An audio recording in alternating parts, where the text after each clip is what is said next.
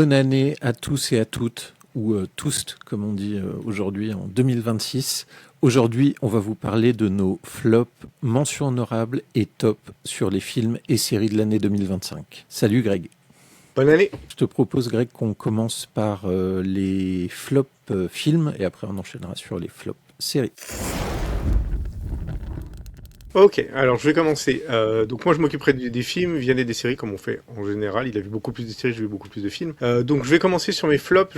Alors dans mes flops, il y aura des films que je n'ai pas aimés mais aussi qui m'ont déçu. Il y a aussi la notion de déception dedans. Je vais commencer en trichant direct parce qu'on a dit qu'on en ferait 3 par catégorie, mais là je vais en faire 4 parce que je vais en mettre 2 ensemble. Je vais mettre Marche ou crève et Running Man ensemble parce que c'est 2 adaptations de Stephen King et c'est 2 livres que j'ai lus et 2 livres que j'ai beaucoup aimés. Et donc j'attendais les adaptations depuis longtemps, même si j'avais peur parce que les adaptations c'est pas toujours ça. Et j'ai le même problème sur les deux, c'est que c'est des très mauvaises adaptations pour moi. On retrouve pas du tout l'essence des 2 films. Le problème de Marche ou crève, c'est que l'intérêt du livre, c'est que faut s'attacher aux personnages, faut s'attacher aux relations qui se créent entre les personnages. Faut vraiment se sentir lié aux personnages. Et là, sur peut-être 1h45 de film, honnêtement, les personnages sont pas spécialement développés. Leurs liens sont faits vite fait. Donc, du coup, quand il y a des morts, je spoil pas, hein, c'est logique, hein, c'est une histoire de course avec un seul à la fin, donc il y a des morts. On s'en fout, en fait. Tous les liens, tous les problèmes de société, la vie des personnages, tout ça dans le livre, ça y est, là, honnêtement, il y a rien du tout, je trouve. Donc, le film est extrêmement vide. Il passe très rapidement et en fait, on s'attache à personne.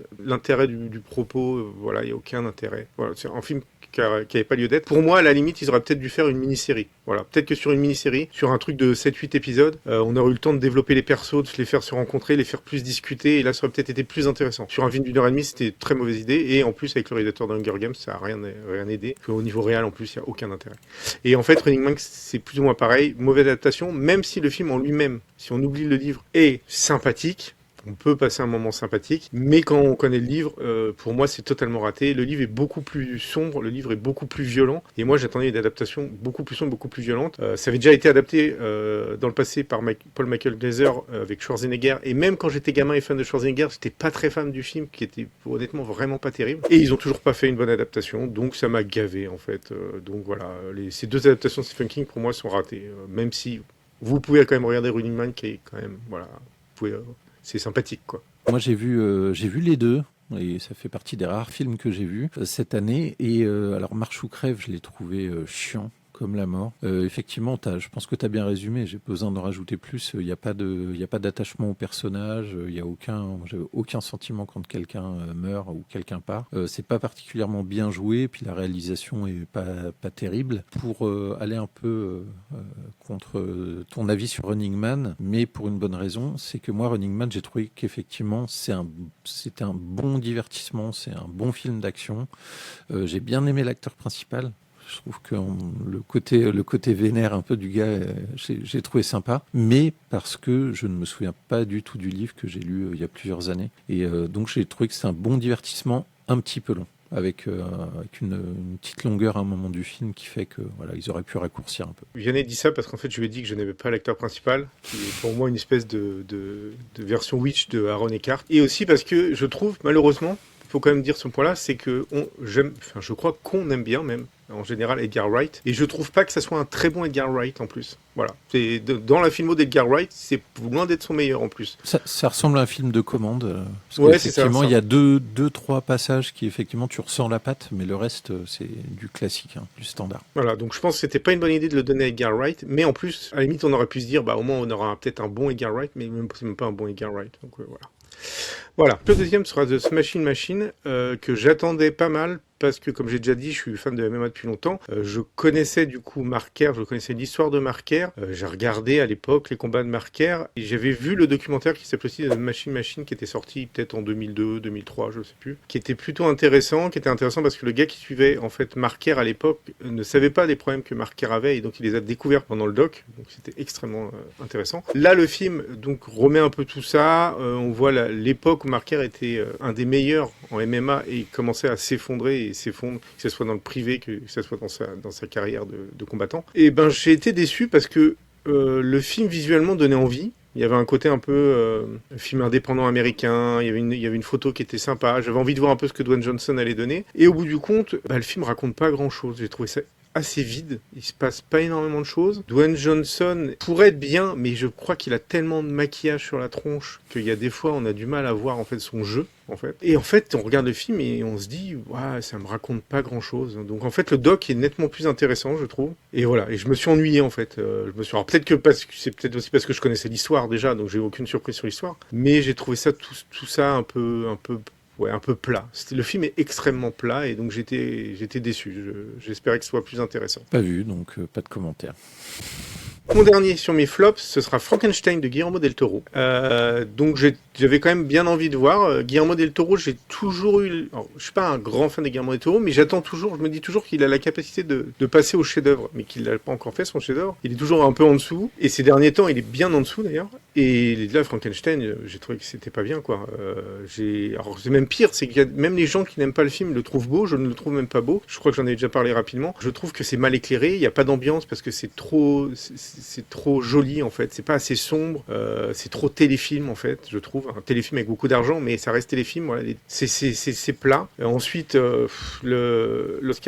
Oscar Isaac, il est en surjeu tout le temps, je trouve. L'acteur qui joue Frankenstein, qui est censé, je crois, être nommé, il est nommé sur les Golden, sur les tout ça, peut-être aux Oscars et tout, je ne comprends pas pourquoi, parce que je trouve le personnage sans intérêt, ils en ont fait une espèce de beau gosse, un Frankenstein un peu beau gosse, je trouve l'idée un peu nulle. À part quelques petites scènes sympathiques, je trouve que c'est raté. Et je reviens là-dessus, mais moi je trouve que le film est moche. On sent qu'il y a de l'argent, mais je le trouve moche parce qu'il ne crée aucune ambiance. Tout est trop joli, trop éclairé. Je trouve que le film est beaucoup trop éclairé, et du coup souvent ça sent les décors, et voilà, je suis pas accroché du tout. Ok, moi je l'ai pas vu, donc j'ai aucun commentaire non plus. Je vais même dire un truc pire, en fait ça sent que c'est Netflix, voilà. Ça sent le Netflix, on sent que c'est un film qui est avec Netflix derrière. Voilà. Comme beaucoup de choses, sur les séries télé ou les films de Netflix, j'ai remarqué ça. Ça fait un bout de temps qu'on tape un peu sur Netflix, on dit pas toujours vraiment les raisons, mais j'ai remarqué un truc, parce que ça va revenir sur je sais pas, non, on va peut-être pas parler des séries, mais moi je vais le citer vite fait. Si vous regardez un truc comme Stranger Things, c'est trop éclairé, c'est trop propre, et c'est un problème chez Netflix, je trouve, c'est toujours trop propre, donc il n'y a pas d'ambiance en fait. Des fois, il faut que ça soit un peu plus sombre, que ce soit un peu plus crade, un peu plus, voilà, et c'est toujours trop joli, trop, c'est bien, ils mettent de l'argent, c'est bien éclairé, il y a de l'éclairage partout. Mais du coup, ça marche pas pour moi. Ok, je te propose qu'on passe à mes flops séries. Et je garde la surprise pour la fin, donc on va commencer par Alien Earth, qui est pour moi un des plus gros flops de cette année, avec beaucoup d'attentes et pour un résultat qui au final est assez ridicule et s'éloigne totalement de l'univers d'Alien. J'ai pas aimé grand-chose. Peut-être que les premiers épisodes, je les trouvais sympathiques. Ça me donnait envie de regarder la suite, et plus ça allait dans l'intrigue, et plus je trouvais ça ridicule. Et notamment l'actrice principale, qui facilité scénaristique, se met à communiquer avec l'alien et le transforme en caniche, en caniche d'attaque. Je trouve que tout a foiré, c'était de plus en plus foireux épisode après épisode, et le dernier épisode m'a pas du tout donné envie d'attendre la suite. Alors d'ailleurs, je sais même pas s'il va y avoir une suite, mais en tout cas le showrunner, qui est celui qui a fait Fargo, pour moi c'est vraiment planté totalement sur cette licence. Je sais pas si tu l'as vu, Greg. Alors je l'ai pas vu en entier, je me suis arrêté je crois fin du 4e épisode peut-être, un truc comme ça. L'épisode juste après, celui où il y a une confrontation entre la femme et l'alien, et en fait ce qui m'avait bloqué, au début, j'étais plutôt gentil, honnêtement, je me disais ça peut être sympa, il y a des petites idées peut-être sympathiques et tout, faut voir. Mais là, en fait, j'ai vu qu'ils avaient cassé complètement toute la puissance du personnage, enfin de l'alien en fait, du xénomorphe, qui normalement est c'est un des monstres du cinéma, donc c'est un des trucs qui doit faire flipper. Et dans cet épisode, j'ai trouvé qu'il cassait le truc en fait, comme tu disais, il y a un côté chien, ça m'émerde après. Donc voilà, non, mais il y a ce côté-là en fait où ça m'a saoulé. J'aime le xénomorphe, j'aime le fait que ça soit presque un monstre qu'on ne peut pas tuer, voilà. Et là, ils ont cassé tout ça, et du coup, ça m'a bloqué, et j'ai pas regardé la suite en fait. Ok. Flop suivant, Monster. Donc une série Netflix, le Monster sur Ed Gein, qui est un personnage dont je connaissais l'histoire, et en fait j'étais intrigué pour regarder la série, et en fait pareil, plus je regardais la série et plus je trouvais que des choix d'intrigue, d'arc scénaristique étaient foireux. Ça traînait en longueur et j'ai pas du tout accroché sur le fait qu'ils intègrent dans justement cette série les influences que Ed Gein a pu avoir sur d'autres œuvres cinématographiques ou d'autres réalisateurs connus comme Hitchcock et comme Le Silence des agneaux pour parler de films, comme Massacre à la tronçonneuse. Et en fait tous ces passages-là, je les trouvais ridicules et on sautait en fait de l'histoire d'Ed Gein à ces passages-là et je sais pas, je l'ai trouvé vraiment. Greg, tu parlais d'une série Netflix et là pour le coup, j'ai vraiment vu que c'était une série Netflix parce qu'ils auraient pu en faire quelque chose de vachement intéressant qui nous fasse rentrer dans dans l'histoire de ce personnage, qui est un personnage. Riche, entre guillemets. Et en fait, tout ça, ça a fait foirer, en fait, moi, mon impression et mon sentiment sur la série. Je sais pas si tu l'as vu, Greg. Si j'ai vu, j'ai été déçu, parce que c'est pareil, c'est un sujet qui m'intéresse depuis longtemps, tu vois, en série, donc Engane et tout, j'avais lu pas mal de trucs dessus. Ils ont fait des choix d'intégrer certaines choses d'Engane sur lesquelles on n'est même pas sûr, mais après, encore c'est des choix, ils font ce qu'ils veulent. Mais pareil, j'ai pas aimé la réal, je trouve que ça se touche beaucoup, voilà. Des fois, c'est bien d'aller plus simple, en fait. Là, ça se touche beaucoup, c'est essayer de faire un peu les artistes et tout, et c'est un peu naze. Et je reviens sur la même chose, je préfère sur un tueur en série comme Ed Gein, un visuel comme on pouvait le trouver sur un film comme par exemple Henry Portrait of a Serial Killer, où c'est crade, c'est crado, c'est angoissant, ça met mal à l'aise, l'image, tu vois, l'image est un peu sale, l'image... Là, c'est Netflix, quoi. C'est joli, c'est presque un peu un télo sur la manière de le montrer. Ouais. Pour moi, j'aime bien l'acteur principal en général, mais je trouve que c'est pas un bon choix. Pour moi, Ed Gein, il ressemble pas à ça en fait. Ed Gein, c'est vraiment un petit paysan. Et là, t'as beau le maquiller, mais ça colle pas, je trouve. Et donc, j'ai trouvé que c'était vraiment pas terrible.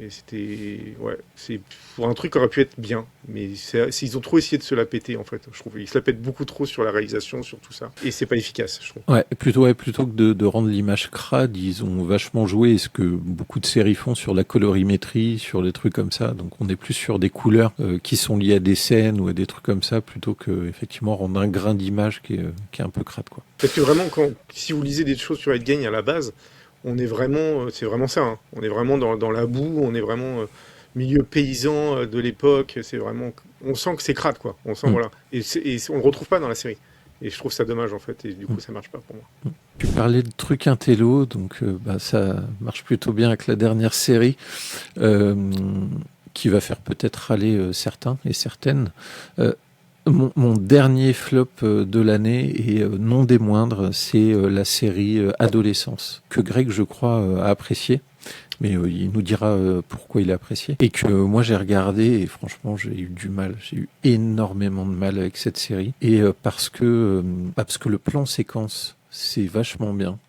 Notamment le premier épisode, j'ai trouvé ça vachement bien foutu. Tout le premier épisode, ils ont réussi à garder le rythme, et plus ça va dans la série, et plus le fait qu'il y ait un plan séquence pour moi est devenu gadget et un peu arty intello, et du coup ça casse le rythme, parce que les plans séquences c'est bien, mais sur 1 heure, alors il y a 2 choses. Je pense que les épisodes duraient 1 heure à cause des plans séquences. Parce qu'effectivement, il n'y avait pas de coupure, donc passer d'une scène à l'autre, ça nécessitait une transition, et la transition dans les plans séquences se font par les déplacements de la caméra qui se déplace avec les personnages, qui croisent un autre personnage, nanani nana. Donc au début ça va, et plus ça va, jusqu'à un épisode où c'est un face-à-face de plus de 35 minutes en plan séquence. Et là je me suis dit, un plan séquence sur 2 personnes qui parlent entre eux, mais quel calvaire. C'était le calvaire total pour moi, et ça m'a tout cassé, ce qui fait que le dernier épisode, limite, j'ai même pas fait attention quand je l'ai regardé en mode automatique, mais ça m'avait cassé vraiment tout le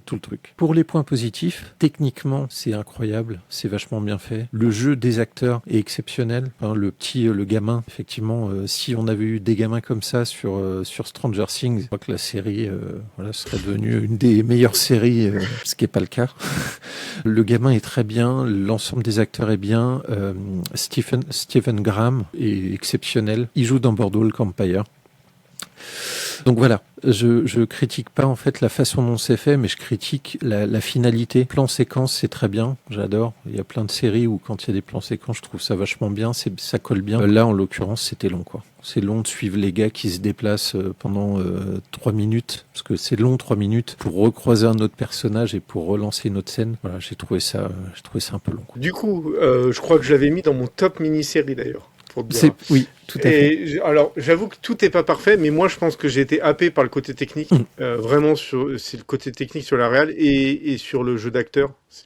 Parce que même sur le fond de l'histoire, peut-être des choses sur lesquelles je pourrais revenir où je suis pas totalement emballé, même le fond de l'histoire, voilà. Mais j'avoue que je pense que c'était pour moi, on me faisait un tour de magie, quoi. Après, je peux comprendre que sur la scène de dialogue, c'est plus compliqué. Parce que tout est basé surtout sur le jeu des acteurs, et donc faut que ça discute pendant 1 heure, donc faut que ça soit toujours aussi intense. Mais voilà. Moi, je trouve que c'est surtout techniquement que je trouve ça fou, et je trouve que les acteurs sont dingues. Je me doutais que ça allait c'est ça qui t'avait marqué, parce qu'effectivement, quand on fait abstraction de l'histoire et qu'on regarde comment c'est foutu, il y a des scènes, notamment la première scène, je crois, avec un drone. Ils ont utilisé un drone qui se tient à la main et qui peut voler également. Et donc, ils le tiennent à la main au début, ils suivent des voitures, donc en le faisant voler, puis ils le récupèrent après pour une scène là où la police, en fait, rentre chez les parents du gamin, quoi, enfin, chez le gamin. Donc ça, techniquement, c'est super bien. Après, des fois, il y a des dialogues, tu te dis c'est du remplissage. Voir la gonzesse lors de la discussion aller se faire un café à la machine. Enfin, franchement, voir une gonzesse se faire un café à la machine, c'est chiant. Et sur la scène du dialogue, en plus, cerise sur le pompon, comme on dit, c'est tout ça pour entendre la gonzesse. Je spoil, hein, tout ça pour entendre la gonzesse faire dire au gamin que il a pas d'amis fille, que son père a pas d'amis fille, et que du coup c'est un vilain homme toxique. Machin. Alors 35 minutes pour entendre ça, au bout d'un moment c'est... Oui, c'est là où je disais justement le fond de l'histoire des fois est pas très subtil. Ça je suis d'accord et en effet quand t'as 35 minutes pour arriver à ce résultat-là c'est pas fou j'avoue. Mais voilà après c'est aussi le défaut par rapport à ce que j'ai dit, c'est que il y a des moments où je suis presque plus en spectateur lambda. C'est-à-dire que je regarde, je me dis mais comment ils font et tout, je suis en train de réfléchir mais comment ce plan ils l'ont fait. Alors que du coup je sors de la série en fait. En tout cas je sors du récit qu'on est en train de me donner. Donc j'avoue que c'est à double tranchant en même temps. C'est-à-dire que c'est peut-être pour ça que des fois, quand c'est un peu vide, ça m'a moins gêné parce que je suis en train de réfléchir à comment ils font le truc. Le truc d'avant. Voilà. Donc, du coup, je comble moi-même les vides. Ouais. C'est peut-être pour ça qu'il y a des petits vides qui m'ont moins gêné. Alors que moi, le vide, il me titillait le cerveau. Là, je me disais, si on passait à la suite, et c'est là où je me dis, le métier de monteur est quand même plutôt intéressant et il fait quand même des bonnes choses. Quand une série est montée, c'est quand même pas mal, quoi. Donc voilà pour mon dernier flop. Je pense que pour finir avec Adolescent, je pense ceux qui ont apprécié aussi, je pense qu'ils ont vu aussi la partie exploit technique et ils ont baissé leur niveau d'exigence sur le contenu en lui-même. Ouais, sur le récit, ouais. Certainement, c'est possible. On va passer maintenant aux mentions honorables et on va passer de ton côté, Greg, pour les films.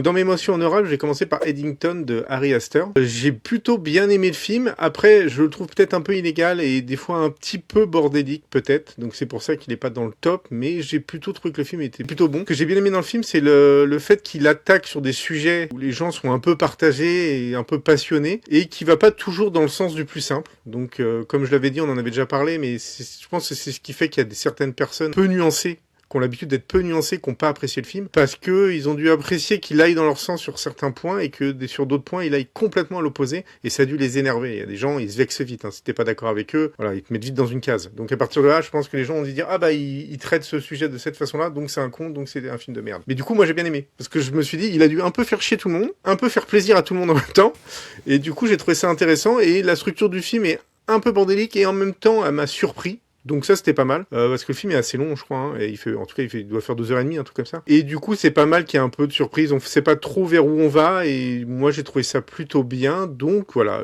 Eddington et Astor, je trouve que le film est à voir, même s'il est pas parfait, mais il est à voir, et il marque un peu l'époque, parce qu'il aborde certains sujets qui tournent autour de nous depuis peut-être 5 ans, peut-être un truc comme ça, 5-6 ans. Et donc voilà, le film est à voir je trouve. Je l'ai pas vu, donc je te fais confiance. Alors le deuxième film, ce sera Normal Family, un film coréen qui en fait est sorti en Corée, je crois, il y a 2 ans, mais qui est sorti cette année en France. Donc du coup, je triche sans tricher, en fait. Il est vraiment sorti en France là. C'est alors, il est classé en thriller, mais c'est pas vraiment un thriller hein, pour moi. C'est plus un drame familial qui est un peu proche d'adolescent. Donc voilà, je vais pas aller trop loin, mais on est un peu proche d'adolescence.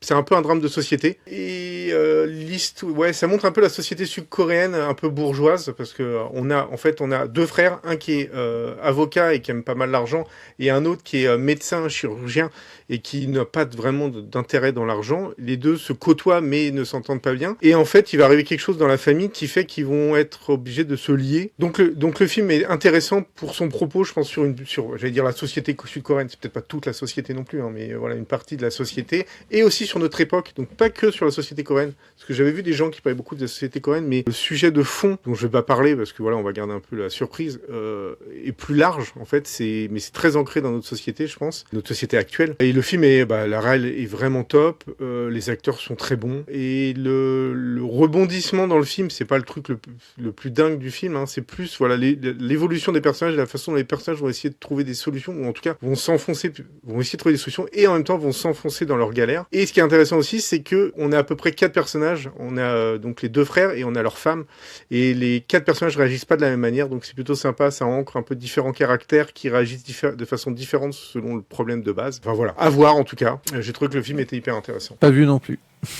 Donc le dernier, ce sera Bring Her Back. Un film d'horreur. Alors du coup c'est plutôt bien parce que ça fait quand même quelques années que je suis très difficile sur les films d'horreur. J'en ai vu beaucoup quand j'étais ado et je trouve que on traverse une époque où, et là il y a des gens qui vont devenir fous, mais où il y a vraiment très très peu de films d'horreur qui valent le coup. Il y a énormément de bouse et il y en a très peu qui valent le coup. Et j'avais envie de mettre Bring Her Back aussi pour faire chier Weapons parce que j'ai trouvé que Weapons c'était pas fou et qu'on en a parlé trop en fait. On a trop parlé de Weapons alors que je trouve que Bring Her Back est nettement plus intéressant, nettement plus surprenant, beaucoup moins mainstream en fait. Je trouve que Weapon est très mainstream en fait et Bring Her Back est un peu différent. Il y a des bonnes idées, il y a des bonnes idées de réalisation, on est assez surpris, ce que je suis plus beaucoup dans les films d'horreur et on me surprend assez peu. J'ai sursauté 2-3 fois. Alors, je le signale, mais après je m'en fous de sursauter ou pas. C'est pas vraiment, pour moi, c'est pas vraiment le but des films d'horreur. Hein. Donc, j'ai trouvé l'histoire est originale et en fait voilà, je trouve que en tout cas, s'il y a un film d'horreur à voir cette année, c'est pas Weapons, c'est Bring Her Back. Ouais, contrairement à Weapons, effectivement, le film est bien du début jusqu'à la fin, ce qui n'est pas le cas de Weapons. Exact, c'est vrai, exact. Le film est bien du début jusqu'à la fin et pas Weapons. Ok, bah moi je l'ai vu et j'ai apprécié aussi. Donc je pense qu'on en avait parlé. Je sais Vite plus, fait, je crois. Mais je me demande si quand on en a parlé, je l'avais vu. Je sais pas si je l'avais vu encore, peut-être pas. Ok. Bah écoute, ça fait plaisir parce que ouais, effectivement, c'est un des meilleurs films d'horreur de cette année. Voilà. Je crois que le dernier film d'horreur que j'avais apprécié, c'était le film argentin, je crois. When Evil Lurks. Ouais, When Evil Lurks, qui était aussi la grande surprise pour moi. Mais voilà, c'est un film d'horreur de temps en temps. Il y en a beaucoup qui sortent et il y en a vraiment un de temps en temps. Ok, bah je te propose qu'on passe à mes mentions honorables sur les séries. On va commencer par une série dont personne n'a parlé. Enfin, c'est l'impression que j'ai. C'est la série Paradise qui est sortie sur Disney+ et qui tourne autour d'une intrigue dans un monde souterrain recréé aux États-Unis avec toute une vie. C'est un peu dans l'esprit, c'est un peu le même principe que la série Silo, sauf que là le monde ressemble plus au monde qu'on voit tous les jours, c'est-à-dire que voilà, il y a des rues, il y a le ciel, etc. Et il y a une intrigue qui tourne autour d'un meurtre ou un truc comme ça. Donc c'est une série mi-science-fiction, mi-policier, autour d'un personnage principal qui est intéressant et le tout est bien joué. Bien réalisé et arrivé à la fin de la saison 2, j'avais envie de voir la suite et bonne nouvelle, il y a la saison 2 qui arrive cette année. Donc si vous n'avez pas eu l'occasion de voir cette série Paradise, elle est disponible sur Disney+. Et dites-moi en commentaire ce que vous en pensez. Petite précision, il y a une chanson de Phil Collins qui est diffusée régulièrement. Donc si vous détestez Phil Collins et notamment cette chanson à la fin de la série, c'est tout à fait normal. Ils sont lourds, hein. Ils sont lourds avec la chanson de Phil Collins. Tu l'as pas vu, Greg, je présume? Non, je l'ai pas vu et je pense que tu as raison quand tu as dit que tu pensais que peu de gens en avaient parlé parce que je ne voyais pas du tout ce que c'était. Et je crois que c'est hier où je suis tombé sur 2 personnes qui en parlaient en disant justement qu'ils ne comprenaient pas pourquoi personne n'en parlait. Donc en effet, Voilà. Elle est un peu passée sous les radars. Exactement. C'est chose faite. Quand tu vois Alien Earth dont tout le monde parle et des petites séries comme ça qui font pas parler d'elle, c'est un peu frustrant. C'est vrai qu'il y a des séries qui ont bouffé un peu l'attention. Alien Earth, Welcome to Derry et la fin de Stranger Things. Du coup, les autres derrière, c'est compliqué de les mettre en avant en fait, parce que là sur 2-3 mois, on a 3 séries qui ont un peu bouffé toute l'attention en fait. Ouais, puis Stranger Things, on n'en parlera pas durant cette vidéo. Voilà, par gentillesse vis-à-vis de la série, je pense. Ouais, ça aurait été dans les flops, je pense, si j'avais fait les séries. Tout était pas nul, mais bon, beaucoup de choses n'étaient pas bien. T'as été jusqu'à la fin? Oui, j'ai tout vu, ouais. Oh c'est bien, bravo. Alors, je vais dire une petite phrase, allez. C'est pas le moment, mais je vais dire une petite phrase. En fait, j'ai trouvé que c'était hyper inégal. Ils avaient tiré sur le temps. Ils font des épisodes à rallonge qui racontent pas grand chose. Donc, ils sont un peu tombés dans le piège. Je sais pas, ils ont voulu peut-être nous faire une Game of Thrones, tu vois, qui faisait des grands épisodes à la fin. Et donc, ça, c'est relou. Et la saison tourne en rond. Et c'est très inégal au niveau des acteurs, quoi. Il y a des acteurs qui sont pas trop mal, qui s'en sortent pas trop mal. Et il y en a, c'est une catastrophe. Millie Bobby Brown, je crois pas que c'est que de sa faute, hein. C'est ce qu'on lui a demandé peut-être, mais c'est une catastrophe. Elle passe son temps avec les yeux plissés comme ça, à faire rien. Et c'était hyper décevant, quoi. Hyper décevant. Ils ont vraiment foiré leur fin. Voilà. C'était un petit au passage, mais on n'en parlera pas plus que ça. C'est déjà bien. Donc tu viens d'intégrer dans mes mentions honorables un flop. Un flop. Ok, d'accord. De séries, alors que je m'occupe pas des séries. Ouais, Voilà. vous remettrez ça dans l'ordre qui vous plaît. Ma deuxième mention honorable, c'est la série The Pitt que j'ai bien aimé, que j'ai regardé jusqu'au bout et qui vient de recommencer là en début d'année pour la saison 2. Donc je le mets en mention honorable. Pourquoi ? Parce que ça ressemble beaucoup à Urgence. Donc en termes d'originalité, c'est pas ça. Cependant, c'est très bien joué, c'est très rythmé, le casting est bon, les intrigues sont bonnes, donc j'ai passé un bon moment. Je suis content de voir qu'elle revient, et ça, c'est peut-être un coup de gueule que je ferai à la fin des mentions honorables ou à la fin des tops, je sais pas. Je suis content de voir qu'une série garde le rythme, parce que The Pitt était sorti en janvier 2025, là ça sort en janvier 2026, donc bravo. Rien que pour ça déjà, ça mérite une mention. Je sais pas si tu l'as vu en entier, Greg. Alors, je l'ai vu en entier. Pour la blague, quand j'ai vu qu'il me faisait la pub de The Pitt sur HBO, je me suis dit mais pourquoi ils refont la pub? Donc je me suis dit à mon avis c'est peut-être parce qu'elle était au Golden Globe et tout, et je me suis rendu compte qu'en fait non, c'était vraiment la deuxième saison qui arrivait. Jamais de ma vie je me serais imaginé que c'était déjà la deuxième saison qui arrivait, donc en effet c'est assez fou. Et moi j'aurais eu envie de mettre la série dans les mentions honorables et dans les tops. Mention honorable parce que ça ressemble beaucoup à Urgence, et top parce que ça ressemble beaucoup à Urgence en fait. Oui, du coup, c'est extrêmement bien comme Urgence, mais en effet, on retrouve du Urgence, mais j'ai vraiment beaucoup aimé la série. Je crois que si j'étais producteur, par exemple, je pense que si je devais faire un film ou une série, j'irais piocher des acteurs dedans, en fait, tu vois. Je regarderais la série, je me dirais, lui, je le vois bien pour ça, lui pour ça, parce qu'ils ont un bon petit panel d'acteurs. Noah White, bien sûr, en premier, hein, qu'on connaît déjà et qui est top. Mais ouais, c'est hyper rythmé, et moi, j'ai beaucoup aimé The Pitt, ouais. Et je suis pressé de voir la deuxième saison. Également. Et enfin, ma dernière mention honorable risque de faire râler aussi, mais c'est comme ça, c'est la vie, comme on dit. Ma dernière mention honorable est la série Pluribus, donc série de Vince Gilligan avec Rhea Seehorn. Tout le monde en a parlé, donc inutile de vous dire de quoi ça parle. Et c'est une série que j'ai appréciée, mais pour laquelle je ne peux pas la mettre en top pour plusieurs raisons. Première raison, il y a d'autres séries que j'ai mis, il y a 3 autres séries que j'ai mis dans les tops et qui, pour moi, sont supérieures pour l'instant à Pluribus. Deuxième raison, avec tout le respect que je dois à Vince Gilligan et Rhea Seehorn, j'ai regardé à nouveau, j'ai fait un enchaînement Breaking Bad, El Camino, Better Call Saul ces dernières semaines, et je suis dans le regret de dire que ce soit Breaking Bad, Better Call Saul, je mets de côté El Camino parce que c'est particulier. On est sur des séries qui sont sur une première saison bien supérieures à Pluribus. Donc Pluribus c'est particulier de par le scénario, c'est-à-dire une personne qui se retrouve entre guillemets seule. Ça veut dire manque d'arc narratif différent et ça veut dire sensation un peu de vide. Alors qui peut être fait exprès mais qui peut aussi avoir des défauts. Donc moi c'est une série que j'ai appréciée, j'ai regardé la première saison, j'ai trouvé bien et arrivé à la fin de la première saison, saison, déjà j'ai râlé parce que j'ai entendu que Vince Gilligan allait dire qu'il allait prendre son temps pour faire une deuxième saison. Donc là, rien que ça m'a mis hors de moi. Et je me suis dit, comment vont-ils faire pour la deuxième saison pour faire monter un peu le niveau. Donc voilà, c'est une série que j'ai appréciée, qui pour moi est en dessous des premières saisons de ce qu'a fait précédemment Vince Gilligan. Et c'est bien en dessous en termes du jeu de Rhea Seehorn, qui est exceptionnel dans Better Call Saul. Donc pour l'instant, je suis mitigé positivement, mais voilà. Tout dépend le temps que la saison 2 va mettre à venir. Le plus tard elle viendra et le plus sévère je serai quand je regarderai la deuxième saison. Voilà pour mon avis. Dites-moi en commentaire, insultez-moi en commentaire si vous n'êtes pas d'accord. Mais mon avis est là, il est tranché, je ne changerai pas d'avis. Greg? Je vais te suivre un petit peu. Alors je l'ai pas fini, ce qui prouve déjà que je vais pas accrocher à fond, même si je trouve que c'est sympa, hein, c'est bien. Il y a plein de choses sympas, mais je suis d'accord, on n'est pas du tout au niveau de Breaking Bad. Je trouve que Rhea Seehorn est bien, mais surtout parce qu'elle a une vraie présence. Après, je trouve pas qu'elle nous vende des trucs de dingue non plus. Donc elle est très bien, hein, mais voilà, je suis pas autant à fond. Là, je sais elle remporte tous les prix et tout, tant mieux pour elle. Mais je pense qu'elle aurait peut-être dû les recevoir plus quand elle était sur Better Call Saul que là. Voilà, c'est peut-être pour rattraper le coup, je sais pas. Et comme tu disais, moi j'ai le problème avec l'arc narratif, c'est que, et j'en avais déjà parlé sur une autre vidéo, je crois, j'avais peur de ça, je me disais, le personnage est top, l'actrice est top, mais il y a un moment, il va falloir nous ramener d'autres choses, parce que le rythme lent, ça me gêne pas, mais quand à l'intérieur on nous raconte, entre guillemets, plein de choses. Là, comme il y a un rythme lent et qu'on nous raconte finalement pas beaucoup de choses, bah ça peut paraître un peu longuet. Je trouve des fois ça peut paraître un peu long, et ce qui fait que je ne déteste pas du tout la série, hein, je la trouve bien, hein, mais j'ai pas cette accroche qui me fait dire vas-y, il faut que je vois le prochain épisode vite. Donc je vais regarder la série, je vais la finir et tout sans problème, hein. Mais en effet, je l'aurais pas mis dans le top.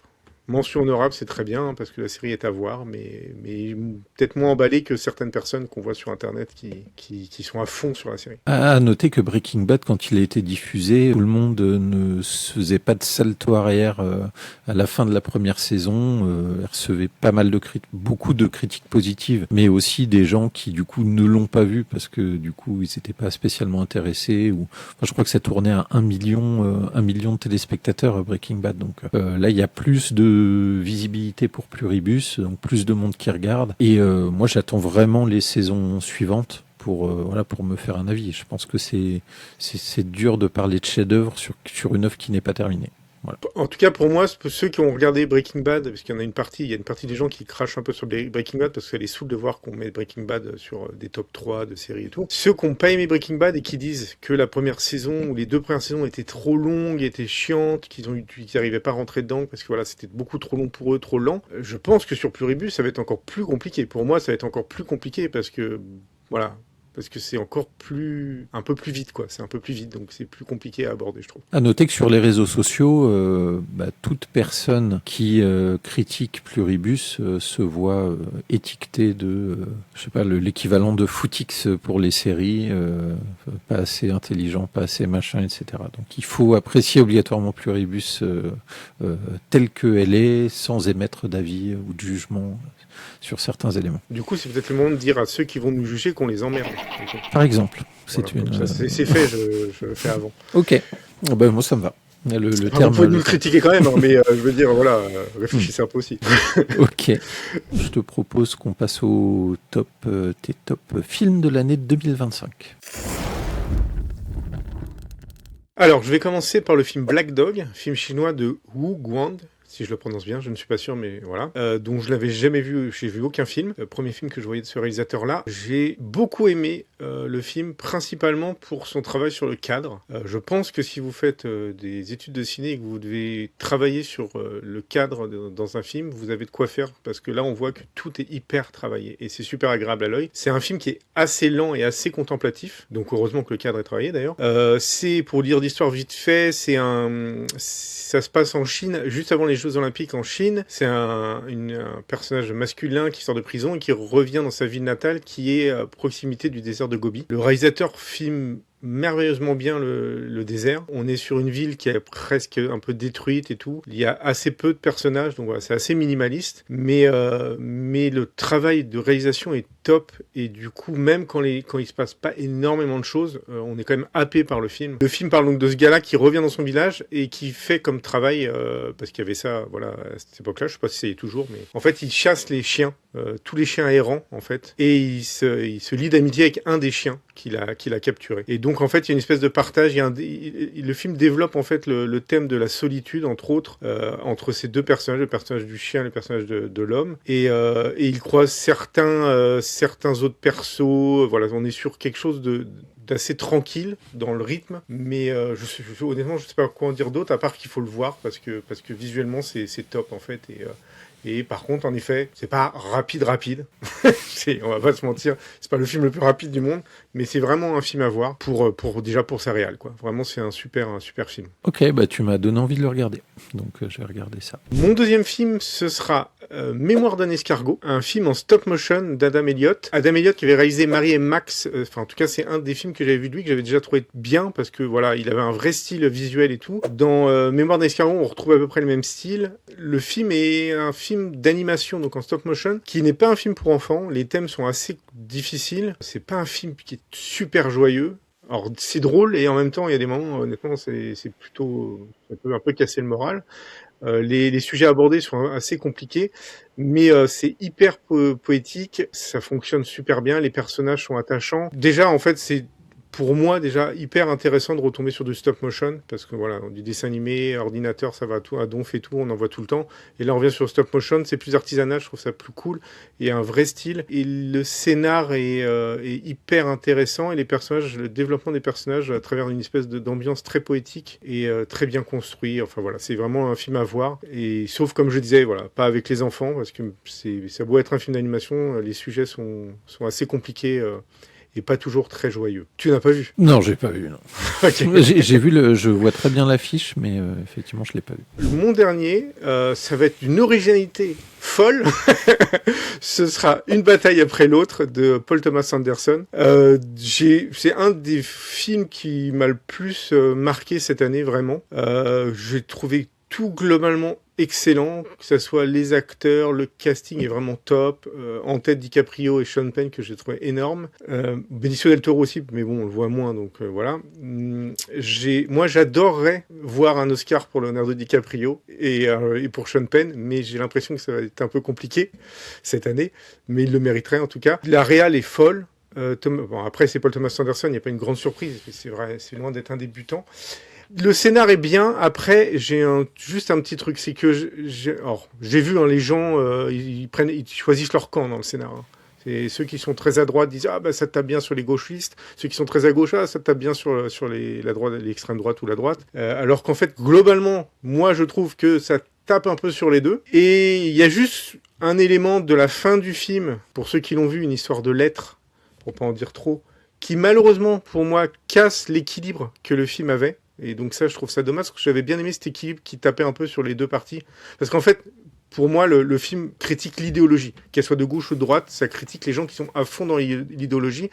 Et quand ils sont à fond dans l'idéologie, ils en viennent en fait ils ne défendent plus les gens, en fait, ils défendent leur idéologie. Donc ça devient vite absurde. Et autant, alors le personnage de Sean Penn, est très extrême, donc c'est assez simple à comprendre. Celui de DiCaprio est peut-être plus intéressant parce qu'il est dans une idéologie plus de gauche, mais il se rend compte en vieillissant, si on suit bien le film et on voit un peu la façon dont il interfère avec les autres personnages, que il y a un moment il sort un peu de cette idéologie, plus ou moins. Et quand on voit sa vision, il y a des choses que même lui n'arrive plus à suivre parce qu'il trouve plus ou moins absurde l'idéologie. Donc il la suit sans la suivre. Enfin voilà. Le film pour moi est vraiment une critique de l'état de l'idéologie en général, pas de la gauche ou de la droite. Et tout ça, j'ai trouvé ça plutôt intéressant. Et après voilà, le film a un super rythme. Il y a des scènes qui sont mythiques, je trouve, entre les acteurs. Paul Thomas Anderson filme très bien les routes. parce que voilà, il y a des scènes sur des routes et je trouve qu'il filme très bien les routes en plus de filmer les acteurs. Et voilà, il n'y a rien à dire, le film est top. Je vous dis, à part ce petit truc de lettres sur la fin qui casse un peu l'équilibre, mais sinon le film est à voir. Et le film est assez long et il est passé tout seul. Je n'ai pas du tout vu la durée, il doit faire 2h30 je pense à peu près, et il est passé tout seul. Ok. Donc Paul Thomas Anderson est routophile. Ou c'est toi qui es routophile peut-être quand tu regardes Paul Thomas Anderson. Je suis peut-être un peu routophile. Ok, bah moi je l'ai pas vu et je vais le regarder. Je vais le regarder, même si le sujet en lui-même me branche pas trop. Donc je vais essayer de m'y mettre parce que tout le monde a l'air de dire que c'est bien. Peu importe comment ils interprètent le film, ils ont l'air de dire que c'est bien. Donc, Oui, c'est bien parce que chacun prend les gens prennent leur camp et ne voient le film que dans leur camp. Donc ils sont très contents de se dire ça tape sur l'autre camp.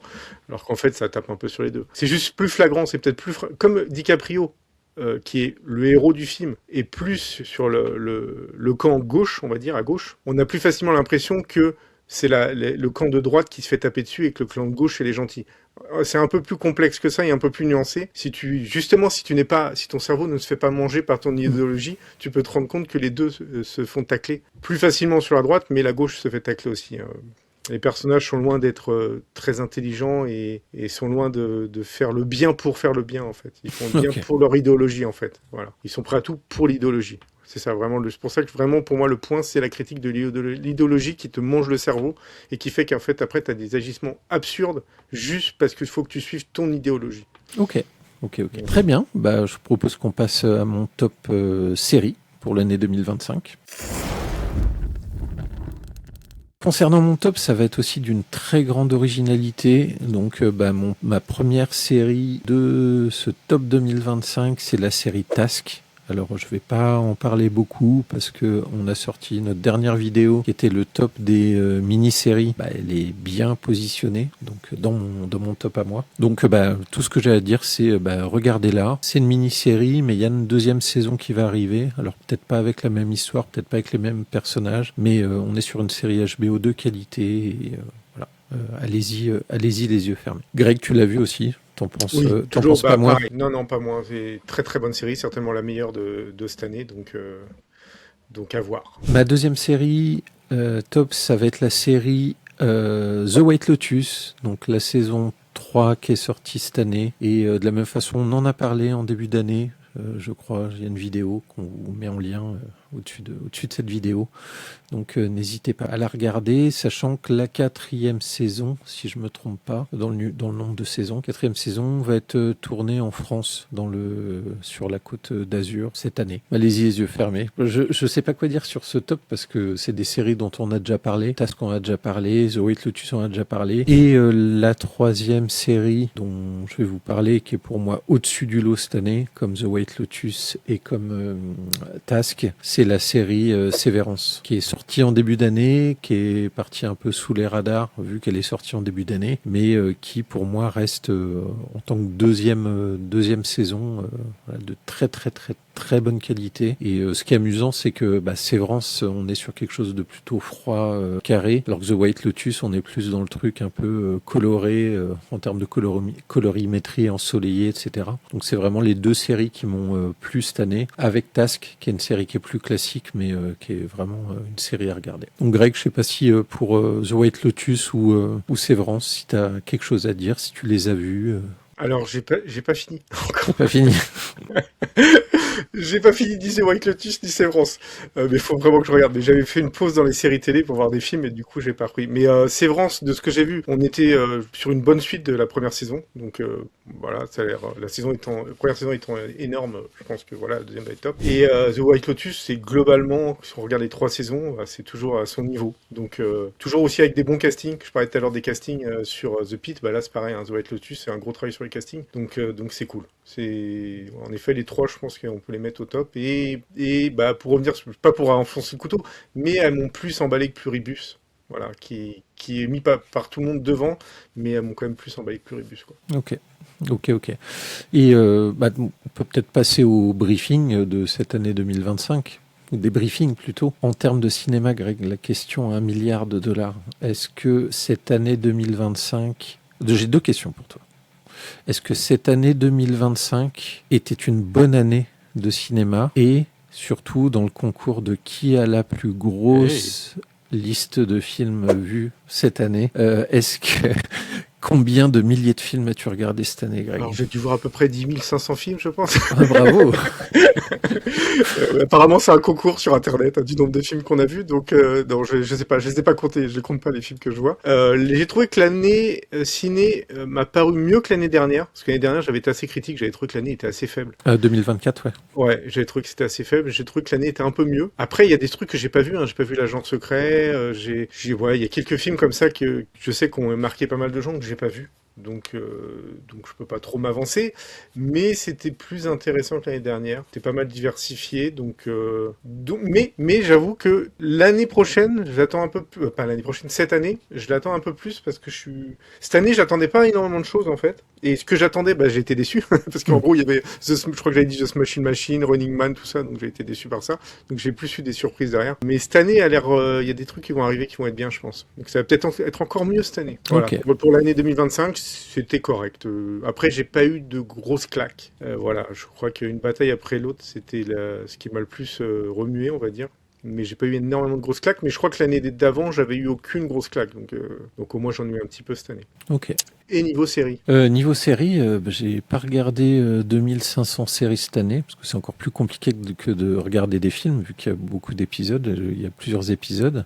Donc moi je trouve que l'année était très déséquilibrée. C'est-à-dire qu'il y a eu beaucoup, notamment au niveau de la communication. C'est-à-dire que les chaînes, elles sont basées... Alors, il y a des oubliés dans les top flop mentions honorables qu'on a fait. Ah oui, oui. Mais parmi les séries, je pense qu'il y a des séries comme Stranger Things qui trustent en fait, qui ont trusté en fait tous les médias. Il y a The Last of Us, la saison 2, on l'a oublié, mais et en fait, j'ai l'impression que toutes les séries qui ont trusté en fait l'attention des gens, c'était pas les meilleures séries. Ce qui fait qu'il y a beaucoup de séries, enfin non, il n'y a pas beaucoup de séries, il y a quelques séries qui étaient, je trouve, plus qualitatives et qui sont une fois de plus passées sous les radars. Et je donne un seul exemple, c'est la série Slow Horses, série anglaise avec Gary Oldman, qui est pour moi une des meilleures séries diffusées actuellement. Alors je l'ai pas mis dans mon top, mais j'en parlerai. Notamment sur les attentes de cette année, parce que c'est vraiment une série que j'attends à chaque sortie de saison. Et c'est une série, je vais être relou sur le sujet, c'est une série qui, lorsqu'elle est diffusée, à la fin de la saison, il y a des images et le teaser de la saison suivante. C'est-à-dire que la série a 2 saisons d'avance. Et pourquoi la série Slow Horses, pourquoi le showrunner arrive à faire 2 saisons d'avance sur une série, et pourquoi les autres n'y arrivent pas. Ça, c'est le coup de gueule que j'aurais donné sur les séries en général. C'est que, putain, il y en a marre d'attendre 2 ou 3 ans entre chaque saison de série. Franchement, c'est insupportable. C'est insupportable. Ce qui fait que moi, je suis sur Sens Critique. D'ailleurs, je mettrai dans la description mon lien Sens Critique. Toi, Greg, je crois que tu es sur Letterboxd. Ouais. Je mettrai le lien aussi. Moi, c'est simple. Les séries, même si j'apprécie la première saison et que je lui mets une bonne note, si la saison suivante n'arrive pas dans l'année, je lui fais perdre un point. Parce que je trouve ça inacceptable de faire des saisons. Enfin, on perd tout intérêt, on oublie ce qui s'est passé. Et du coup, franchement, on perd vachement en qualité. Même si la série est exceptionnelle, on ne doit pas attendre 3 à 4 ans, ou 2, 3 à 4 ans entre chaque saison. Donc ça sera mon coup de gueule actuel, on va dire, sur les séries. J'ai une théorie là-dessus, c'est que si tu reprends la grande époque des meilleures, enfin pour nous, les meilleures séries, donc si on part sur les Sopranos, sur The Wire, si on repart sur toutes cette époque-là, The Shield, Oz et tout ça, à l'époque, entre guillemets, les producteurs et les télés n'attendaient pas grand-chose des séries. Il n'y avait pas une grosse attente, puisque c'était pas encore le boom des séries télé, donc il fallait dire un peu de public, mais on n'attendait pas grand-chose. Et ils ont développé d'excellentes séries. Maintenant, le problème, je crois que c'est que vaut mieux être dans une série qu'on n'attend pas trop. Voilà, tu fais ton truc tranquille, t'as peut-être un budget en dessous et tout, mais tu fais ton truc tranquille, on ne pousse pas. Je pense que la série Gary Oldman, c'est un peu le cas. Donc, on te laisse faire, on te laisse repartir sur une autre saison. Si tu fais une méga grosse série, on t'attend tellement que on attend de savoir si le public est là, on attend de savoir si on va renouveler, on attend, et du coup, c'est l'enfer absolu. Du coup, ça traîne 2 ans, ça traîne 3 ans, c'est une grosse galère en fait. Vaut mieux ne pas être sur une grosse série attendue en fait. Et je crois que des fois même le ciné c'est un peu pareil. Et c'est pour ça que même au niveau qualitatif, par rapport à ce que tu disais, si on regarde nos vidéos d'attente de début de l'année dernière, ce qu'on attendait en ciné et ce qu'on attendait en série, la plupart des trucs qu'on attendait, c'était les gros trucs qu'on nous présentait déjà. Et globalement, c'est des films qu'on n'a pas trop, ou les séries qu'on n'a pas trop appréciées, en fait. Toutes celles qu'on a aimées, c'est celles qu'on n'attendait pas, dont on nous parlait très peu, et qui ont fait leur petit bonhomme de chemin tranquille, qui ont fait leur truc tranquille, qui ont peut-être moins l'impression. Et voilà. Et je crois que malheureusement, il y a un gros... C'est tellement business que si on attend trop ce que tu vas faire, bah c'est chiant. On te bloque sur tout. Et c'est relou, quoi. C'est relou. Et je pense que The Pit, déjà, ils n'avaient pas une attente énorme au départ, je pense. Et donc ça a cartonné tout de suite. Donc ils se sont dit, vas-y, on enchaîne, en fait. On y va, de toute façon. Et donc ils ont pu... Et je pense qu'en plus, elle est moins chère aussi, parce qu'on est sur un studio fixe après. Hein. Il y a pas... Donc ça coûte moins cher aussi. Mais vaut mieux ça que voir un truc à la Stranger Things où il y a trop d'attentes, trop de trucs, trop d'acteurs qui font leur star, qui font leur truc à gauche, leur truc à droite. C'est l'enfer, quoi. Et pour au bout du compte... se foirer en fait à la fin, quoi. Ouais. Et même Welcome to Derry, je pense que c'est ça aussi, il y avait trop d'attentes et on sent, enfin, il laisse entendre à la fin de la saison 1 qu'il peut y avoir une saison 2 ou qu'il y en aura une, mais je pense qu'ils ont fait quand même une fin qui te dit il y aura une saison 2, mais s'ils veulent pas faire de saison 2, il y aura pas de saison 2. Ils se mouillent pas trop, tu vois, ils se disent bon, on va voir comment ça marche. On sent qu'il n'y a pas les couilles de se dire, quoi qu'il arrive, on va faire une saison 2. Donc voilà, bah, c'est le problème après. Et en effet, tu as raison, c'est chiant d'attendre 2-3 ans pour avoir quelque chose. Ouais, puis ça retire tout l'intérêt du truc. Enfin, même si la série est il faut vraiment que la série soit exceptionnelle pour que je me remette dans le bain. Je veux dire, tout le monde n'a pas le temps de regarder à nouveau la première saison pour se remettre à jour sur le truc, quoi. Mais je vais te dire, Stranger Things, quand j'ai regardé déjà une vidéo qui me résumait les précédentes, parce que je m'en souvenais plus. Et même en regardant la série, il y avait des conflits entre certains persos et tout. Quand je les ai vus, je me suis dit, mais pourquoi ils se parlent plus? Pourquoi? J'avais des oublis, en fait. Je me disais, mais je me souviens plus ce qui s'est passé entre eux. Et c'est chiant, quoi. Ouais. C'est vraiment super chiant. Hein. Et puis déjà, ils ont 25 ans alors qu'ils sont censés en avoir 15. Donc Ouais. c'est chiant. Mais non, mais c'est relou. C'est relou. Surtout pour se foirer à la fin, quoi. Bah ouais, voilà. Pour finir sur le débrief série, c'est des grosses séries qui étaient annoncées, qui n'étaient pas obligatoirement des réussites, des plus petites séries, mais quand même de très bonne qualité, mais rares.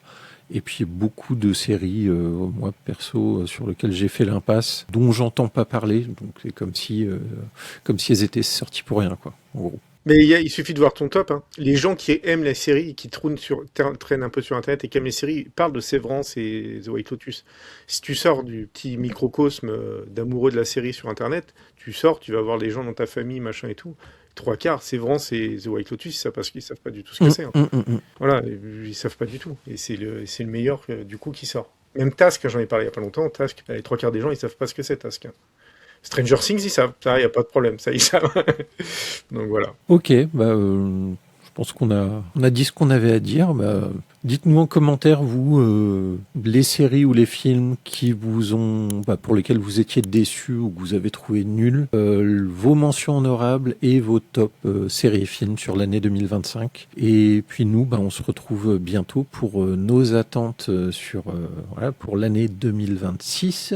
Et on va essayer d'être plus vigilant sur les grosses séries. Enfin, moi, sur les grosses séries, me méfier un petit peu. Et puis, toi, Greg, tu vas essayer de trouver des films qui te donnent envie. Ouais. À bientôt. Puis encore, bonne année à tous. Et puis, on se retrouve bientôt pour une nouvelle vidéo. Salut, Greg. Salut. Abonne-toi à la chaîne pour ne pas manquer les prochaines vidéos.